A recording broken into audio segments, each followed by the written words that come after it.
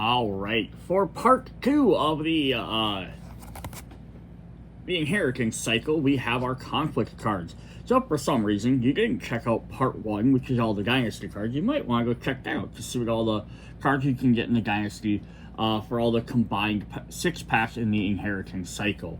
If you just want to switch in the pack, you can always then check out the speed video where I just show each pack and I show all the cards in it, next pack, so on and so forth.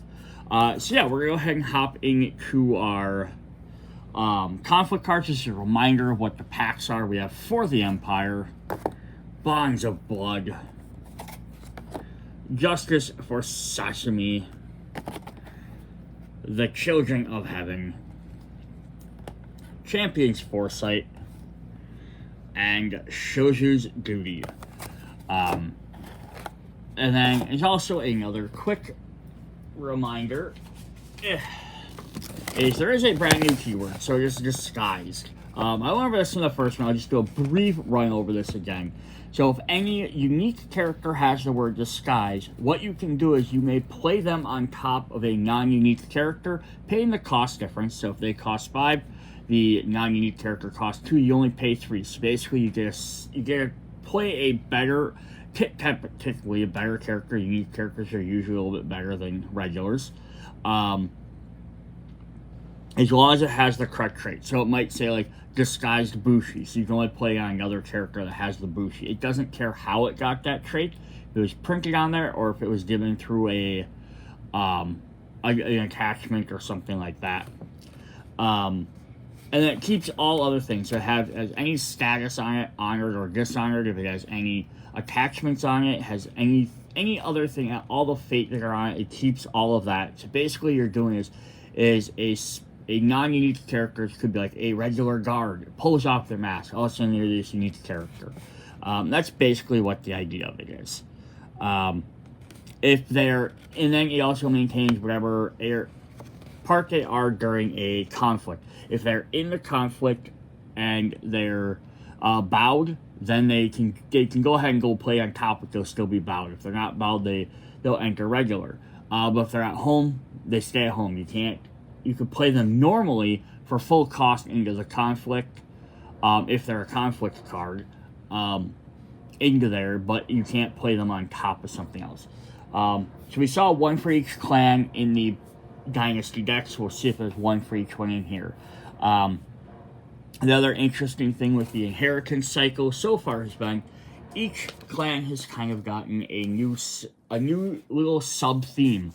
They normally kind of had their basic general idea of what each group wanted to do. Like Crane is really about political stuff, Lion's about attacking and might, Unicorn has its Cavalry is about bringing in extra characters during combat. Monks were the Green Dragons were all about attachments. The Crab were all about defense. The Phoenix played around with all different elements of stuff, and usually Shenjinja characters. And the Scorpions are all about kind of like being dishonored and using that as an advantage. So then they kind of all added their own unique extra little bonus in here. So we'll kind of see if they continue with that into the conflict.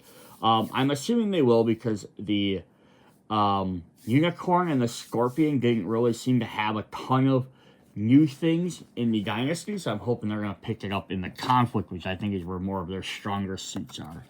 Alright, so we're going to go ahead and hop into these. We're going to, again, these are conflict cards with the red, brown backs. We're going to start with our Crab Clan in the gray. It says, event, no ground given. Action, during a military conflict, choose a defending character you control. Until the end of that conflict, character gets +2 military might and cannot have its skills reduced. This includes by attachments, lasting effects, and status tokens. That's an extra guard boost. We have Fury of the Damned.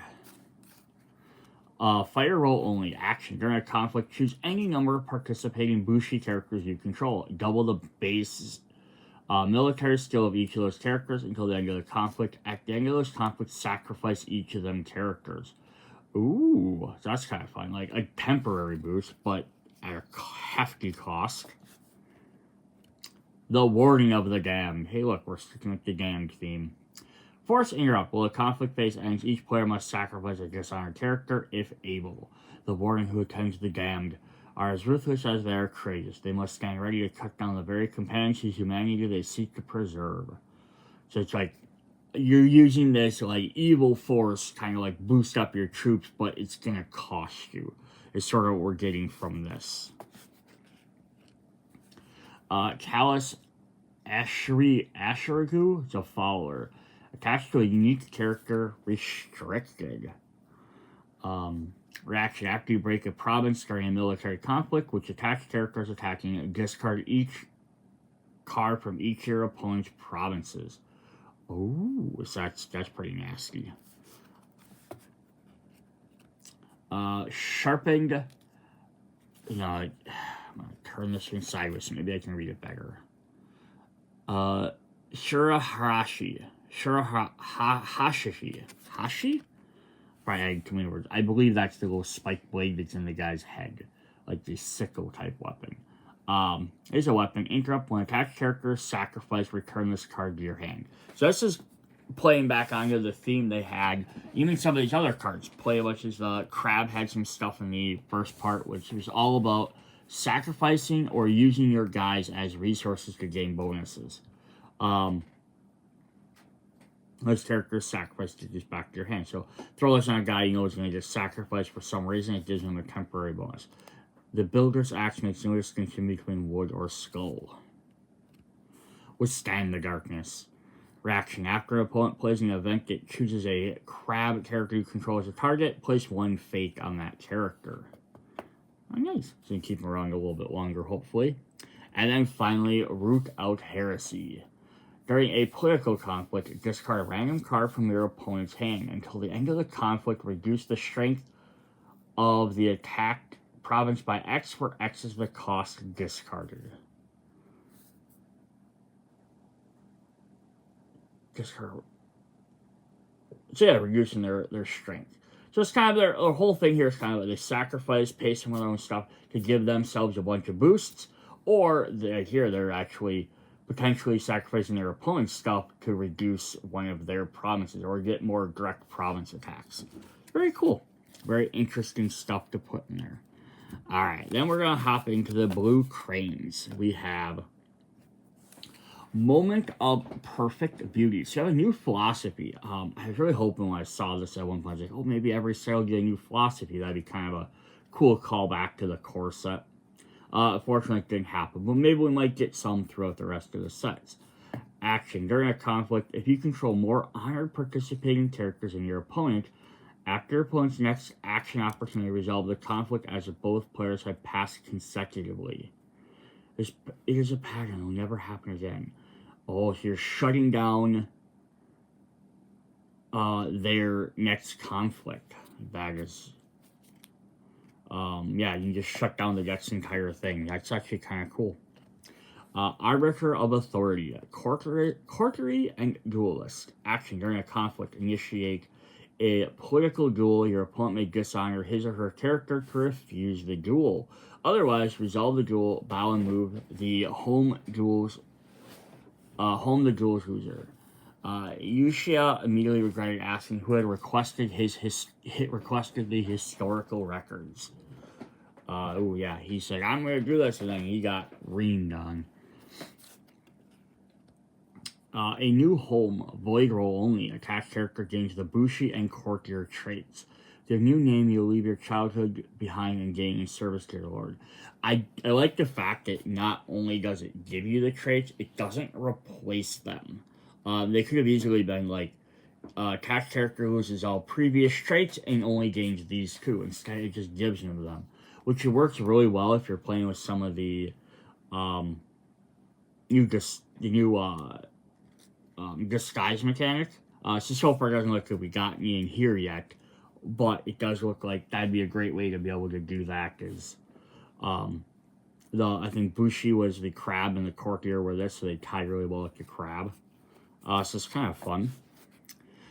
Here we have Duel to the Death. During a conflict, initiate a military duel. Your opponent may dishonor one of his or her characters refuse the duel. Otherwise, resolve the duel, discard the duel's losers. So this is kind of what Crane was doing in the first one, a very similar idea. They're manipulating the status of stuff. Honored, dishonored, fate going up, fate going down, kind of things. You're changing some of your stats and stuff around a little bit, which is very interesting. So here, like, they're giving you the option, like, either they can try and duel you or they have to lose something. Issue a challenge. They're trying to, like, control stuff a little bit, even more than they normally do. Issue a challenge. After a Bushi character you control attacks alone, your opponent cannot declare more than one character as a defender in the conflict. Your skill of the blade is even half as what you have boasted. You will face me alone like a true samurai. We have a unique weapon, the Shukujo. Attached to a unique Crane character you control, has ancestral and restricted. Restricted means you only have 2 restricted. Ancestral means if it is ever discarded, it goes back to your hand. Attached character has the champion trait and gains action. During a conflict in which this character is participating, switch the conflict type. So yeah, controlling. And now you can make a guy a champion. So you could put that new name on him, make him a Bushi, a courtier, and you can make him a champion. So you can take some guy and basically make him a ton of different stuff. That's really fun. And our final Crane card is Kakaka's Final Stance. Technique. During a military conflict, choose a participating character. Until the end of that conflict, that character cannot be bowed by opponent's card effects. If it is involved in a duel during this conflict, it does not bow as a result of the conflict resolution. Neat. So that way you have all these different cards you're getting to do duels with the Crane. This basically can keep you from having to, even if you lose, you don't have to bow yourself.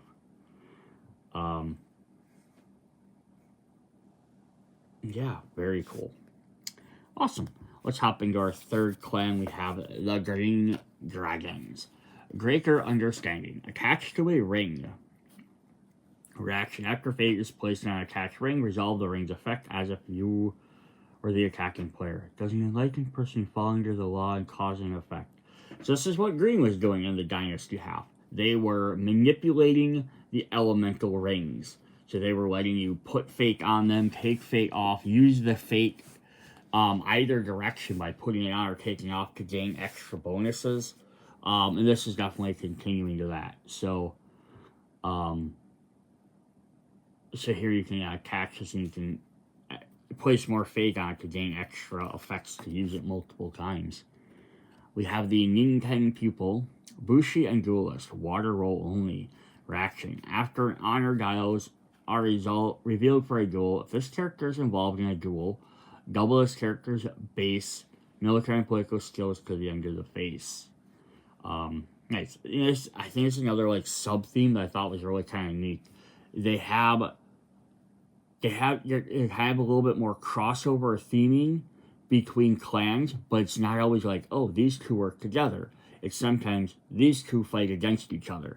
So like the Crane and the Dragon must not always see eye to eye. So they kind of have cards that work a little bit like they might have, like this is obviously they go on duels. So it's going to be very effective against the Crane. Then like there might be another clan that has something that's like, this card doesn't like attachments, which really hurts the dragons a bunch more than lots of the other ones.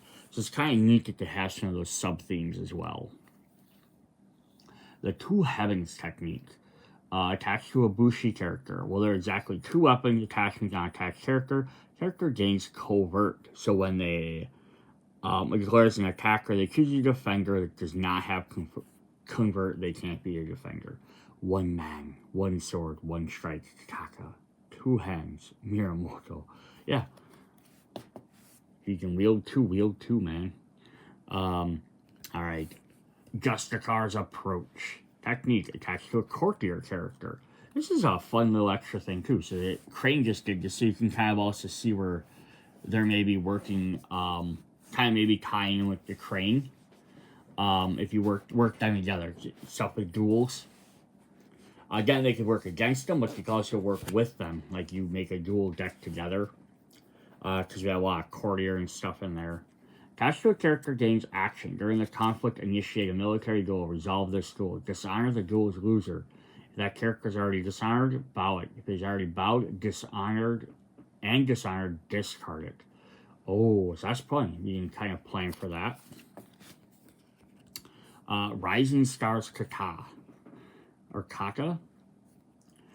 Technique. During a conflict, choose a participating unique character. That character gets +3 military till the end of the conflict. +5 instead if that character won a duel this conflict. Max 1 per conflict. This is neat. So we have deduction. During a political conflict, return a ring from the claimed ring pool to the unclaimed ring. Then choose a participating character at a printed cost of 3 or lower and bow that character. And our last one is part of our mega cycle for the green cards, dragons, mantra of air. Keyhole and air reaction. After opponent declares an air conflict, choose a monk character or character of the monk attachment, honor that character, and draw a card. Neat. So yeah, this is definitely starting to look like more. So like in the Dynasty half, you kind of got like new little sub-theme to do with each character. It looks like the conflict half is doing what it's doing is it's each clan is boosting up one of the other clan's abilities to do stuff. So it's like the dragons really is working well with the crane, doing lots of stuff that has to deal with dueling. And then the crane was doing stuff with honoring and having some dueling stuff too, but it's obviously definitely upping like Bushi and having more honored characters. I think it kind of feel like it might kind of theme in with the lion. So it's not necessarily just the previous color, but the lion likes to have some honored characters and it likes to have military stuff, so it's giving the crane more military might. So it's kind of neat. Kind of combining this without directly saying like use these two colors or clans together. So here we have the lions. We have Blade of 1,000 Battles, weapon. Attached to a unique character you control, limited and restricted. Limited means you cannot play more than one limited card each round from their province and or from their hand. Reaction. After an attached character wins a conflict, you're more honorable than your opponent. Choose a card in your conflict discard pile. Add that card to your hand. Nice. Always helpful. Respect command. During a conflict, if you have fewer cards in your hand than your opponent, as an additional cost for your opponent to play an event during this conflict, the opponent must give you 1 honor.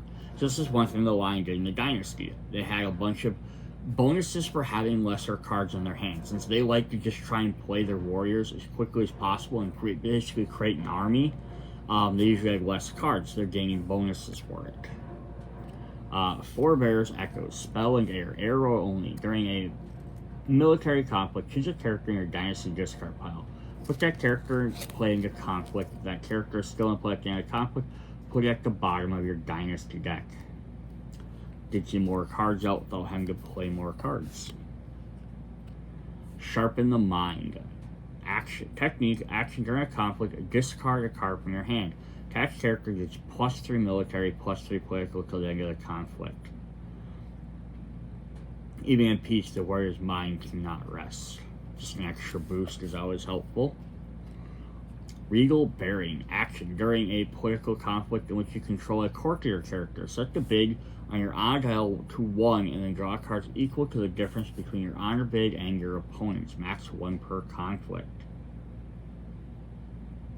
And reset your dial. Basically take a hit to gain a bunch of extra cards back. The Fan of Command. Item. Action. During a conflict which attached character is participating, choose a participating Bushi character, ready that character. In the Chaos of War, the Chain of Command unites the Valor of the Samurai. Akido's leadership. And then their last one is In Service to My Lord. Tactic. The card can be played from your discard pile. Bow a friendly unique character and choose a unique character, ready the chosen character. Put this card on the bottom of its owner's conflict deck. So I'm not really sure who they would be teamed up with as much in here. They did have like the courtier stuff, which would work again well if you're combining them with the crane. My guess is it might have something more to do with the discard pile. and be able to do stuff like that, right? So yeah, if you can somehow get cards into your discard pile, you can play them in a little bit of a boost. So it might have. So I'm wondering if this would team up well with the crab. Just in the fact that the crab has a lot of stuff where it likes to sacrifice. So if you're getting cards into your discard pile now, the Lions have a way to maintain them. That might be me grasping. Might not be. Alright, in orange we have the Phoenix. Purity of Spirit. During a conflict, choose a participating Bushi character. Honor that character. At the end of the conflict, discard any status tokens on it. One masters war by embracing peace. Tao of Senshi. Unique character, Aisawa Takada. So here, we have an interesting thing here we haven't seen yet. Shugenja, Earth, and Element Master. So Crab and Phoenix Clan only. So this is why I say they're kind of teaming up, but we hadn't seen anything where it specified that. Here we go. So he has this guy is Shugenja, so you can only play this on top of another Shugenja. Action. During a conflict, remove one or more characters in your Dynasty discard pile from the game. We got that many random cards from your opponent's hand, choosing discard one of those cards. So that is even really cool, because you could pop in and take over one of make your opponent have to discard a bunch of cards. But you have to remove your cards from the game. But how many are you willing to do that? How much, like with Crab, how much are you willing to sacrifice to win? Earth becomes Sky. Spell Earth. Earth roll only. Reaction. After a character's opponent controls it, is ready to bow that character. Ice look up to the heavens, but the Earth seems to have decided it wants that position. Nice. Not simple. Very simple. Sometimes you just go back to the simple basic stuff. Stride of the Waves. Spell and water. Attached to a character you control. Action. During a conflict, if you have claimed more water rings, select one. Claim the water ring. Select one. Move a attached character to the conflict, or move a character home. So this is why I'm using the water ability to move guys around. Invoke the Divine. Action. Play up to 3 spell cards with a total printed cost of 5 or less from your hand without paying their cost. Includes costs other than fate costs.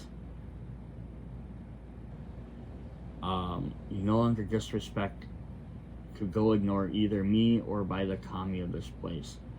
I think the original, so some of these are kind of interesting. Some of these I want to say, I think it was it these guys originally? It was one of the clans that had a card that if you played 10, you got extra bonus for playing it, and this would work really well with that. Cool.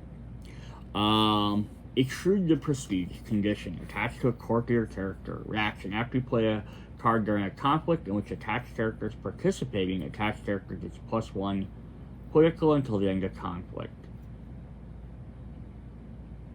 So the more cards you play, the bigger your character will get.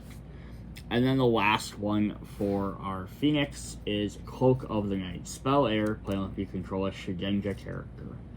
Action. During a conflict, choose a participating character. Until the end of the conflict, that character gets +3 glory. Cannot be chosen a card as opponent's card abilities. Neat. So it kind of makes him a little disappear-y. Alright. Our 6th clan, we have the Red Scorpions. We have False Loyalties. Oh, it's a Devil Lion clan. There's armor scraping off. Reaction. After opponent wins a conflict, if he or she is more honorable than you, choose a participating character the opponent controls, and a character in that opponent's home, switch those characters' locations. So, you can swap their guys around. That could be very useful. The Alluring Patron. Courtier. Fire roll only. Action. During a conflict in which this character is participating, choose a character your opponent controls in his or her home. Your opponent selects one. Either move that character to conflict or disarm. Alright, so this is what I was hoping for. I said the Scorpion didn't really seem to have a super clear extra theme in the Dynasty, so I figured they picked it up in the conflict side, and this is what they're getting. They're allowing you to move and manipulate where characters are, and they had a little bit of that in the Dynasty as well. But that's very helpful to be able to do. Soft Sting, Poison. Attached character to not ready unless his controller discards the top 3 cards of his or her conflict deck. I wish you luck on your return to the court.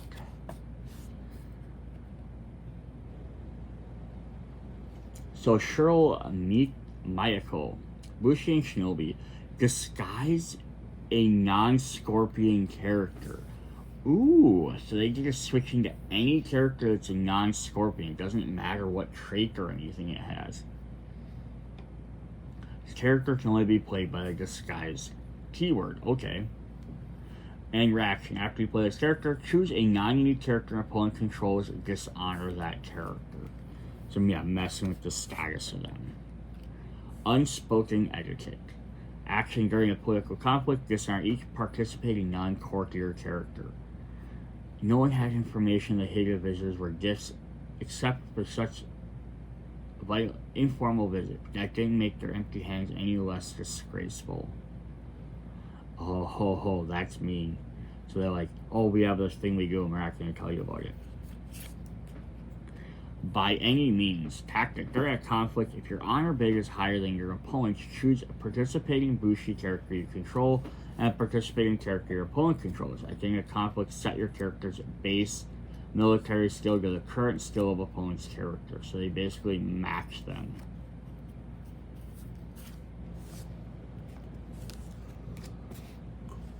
And then we have Castigated. Condition and Imperial, because Scorpion love their Imperial cards. Play only during a political conflict on only a participating character, and only if you control an Imperial character. Alright, so a couple of conditions there, but it says if attached character's political skill is 0, discard it. Do not discard if the skill is a dash. Oh, neat. So someone, for whatever reason, plays during a conflict, they have a political character has no skill, which why would you put them into a political battle? But you could have changed it from military to political. You could have swapped one of their characters in. So there's multiple ways to do it, but also you can be like, ha, now you're discarded. So that's pretty cool. Lots of manipulation there. Then our final clan, in purple, we have the Unicorns. Engaging a weapon, we have Armored Bracha. Attach to a new character you control, limited and restriction. I like these kind of like legendary weapons. They are like attached to only your special characters. During a military conflict which attached character is not participating, choose a participating character, follow that character, and move attached character to the conflict. Oh, neat. So they can basically like, I have to bow, so I need help, so you can bring this guy in to come in and help them. Unfulfilled duty. Earth roll only. Choose any number of characters with no fate that have a total printed cost of 6 or lower. Ready each of those characters. Oh, so they're about to die. Let's set them up for battle. Yuzaka tactics. Gaijin tactics. During a conflict, each non-unique character you control gets +1 military till the end of that conflict. It is only adopting the tactics of their assailants that the Kai Ring clan survived the journey across the plane of wind and stone.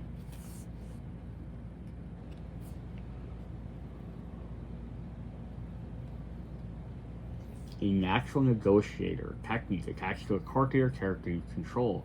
Action. During a conflict, give your opponent 1 honor. Switch the character's base, attack, and political skill until the end of conflict. Wear the eyes with empty hands. Use a proverb. Current of the Barut. Well, Spellwater and Meshimago. So I think the purple is the only one that has these Meshigo things, and it's kind of like green is the only one that has the Kiho, which is very interesting. Attached to a Shinjinja character. Action. During a conflict, to take 2 actions. Hey, yeah, it's extra ability to do stuff. It's like super speed. I know of no kami that live on the banks of the yet show one of its majesty in the roar. The cataract will never leave you. Outflank. Tactic. Reaction. After an opponent's province is revealed during a conflict, choose a non-unique character. That character cannot be declared as a defender in this conflict. Do not follow the road your foe lays out before you. Blaze your own from the tactics of the Shin Kula Khan. And our final unicorn card is Know the Terrain. Interrupt. When attack is declared against a non-stronghold face-down province you control, before revealing that province, switch with another face-down non-stronghold province you control. Oh, this is fun.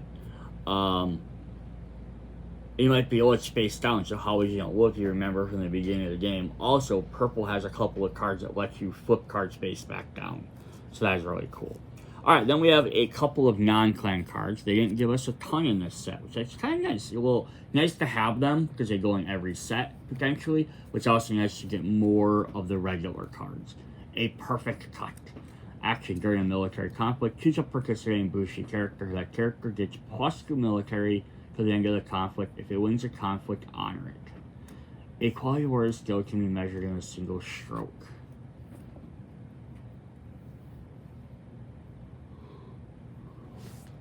And our last one is probably going to work the other way. So we have over here, during a political conflict, your opponent reveals a random card from his or her hand and puts it on top of his or her conflict deck. If you control a participating courtier character, you may give your opponent 1 honor to resolve this ability twice. You give them on, so they have to put 2 cards back on their deck. So they know what cards they're putting on there, but that also means 1, they have 2 less cards to use during that conflict, and then 2, that means their next 1 to 2 draws are going to be somewhat wasted because they're going to be picking up cards they already know. So if they put their weakest cards on there, then they know they're drawing 2 weak cards in their next draw step. So that's pretty cool. Alright, that is what we have for our inheritance cycle. Yes, this had some really cool stuff. So the Dynasty set had kind of like a different strategy to play each character. And then the conflict side, I thought I was just going to add more to that. Instead, what the conflict side seemed to do is it sort of gave a bunch more ways to mix clans together. So it's kind of like promoting you having dual, maybe triple clans, getting some stuff mixed in a little bit more in case you weren't doing that, which is a nice, I think, a cool thing to do by set 3. So like core set, cycle 1, cycle 2, just focused on building up each of those characters. Then cycle 3 here, actually like, hey, let's combine these a little bit more, get a little bit more, and here's a little bit more reason to do that. It also like reinforced the Bushi and Courtier keywords a lot more, which most clans have a bunch of, but it's nice to get a little bit more love for them.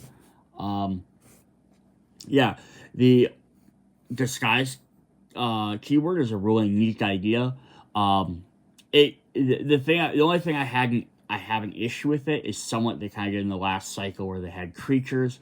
In lots of games that just tend to kind of fall into this issue with expansions, is they didn't lean into it hard enough. Like, it would have been more, I think it would have been cool if there would have at least been a disguised character in both the Dynasty and the Conflict set. Because then you would have had 2 different ones. Because right now, you have 1 for each clan. So I feel like you just picked up this set, it's not really, it's not just, like, you place a character face down and they can, I can guess who that character is because you only have 1. Because you can pop them in at any time. They don't know if you have it or not, regardless. But it would have been more interesting if they would have had 2 different ones. Even if they had 1 on each, it would have been the same idea, I guess. You wouldn't have known. But you would have had to worry more about them coming in. Currently, right now, except for that 1 Shigenja in the Phoenix clan, you only have to worry about them disguising cards during the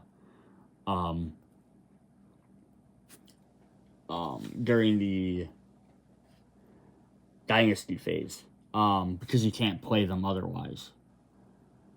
Because it doesn't say you can play them during...